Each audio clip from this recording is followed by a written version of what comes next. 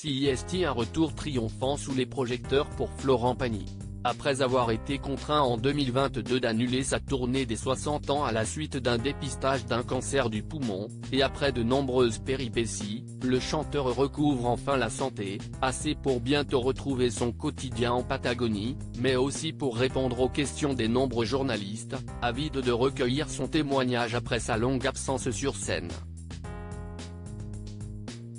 Ce jeudi 30 novembre, CIST auprès de Paris Match que le chanteur est revenu sur ces derniers mois et sur son combat contre sa maladie. L'occasion pour le père d'Inka et d'Aël de révéler qu'il avait eu des nouvelles durant cette période de Vanessa Paradis, avec qui il a été en couple pendant 3 ans dans les années 90. Une histoire qui s'était terminée jusque-là par un silence radio entre les deux artistes. Ça m'a fait plaisir d'avoir de ces nouvelles, note de la rédaction. A-t-il d'abord confié, avant de développer, CIST normal que tu t'inquiètes de ce qui arrive à quelqu'un avec qui tu as passé 3 ans de ta vie. Depuis, chacun vivait son bonheur, elle avait bien vu que j'avais trouvé ma moitié, que j'avais fondé ma famille. La maladie a fait qu'à un moment elle s'est fait du souci pour moi. Touché par le geste de son ex-compagne, Florent Pagny est tout de même resté réaliste sur leur relation, se doutant bien que ce geste n'allait pas les faire revenir en arrière. De toute façon, tous les gens de mon passé ont réapparu ces derniers mois pour prendre de mes nouvelles, a-t-il déclaré.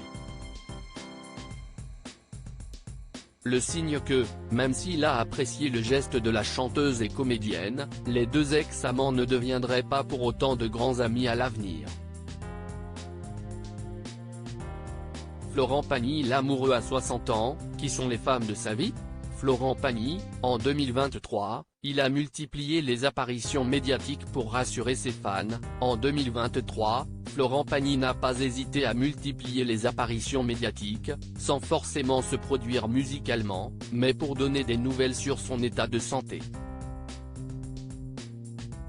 Vu récemment auprès du célèbre animateur au canapé rouge, Michel Drucker, il a également été l'invité de Léa Salamé et de Christophe de Chavannes dans Quelle époque, où il est revenu en détail et avec beaucoup d'amusement sur une anecdote racontée dans son livre, où il explique avoir vécu une expérience homosexuelle très courte. Une histoire cocasse qui n'a pas manqué de provoquer l'hilarité sur le plateau. Crédit photo, Christophe Clovis.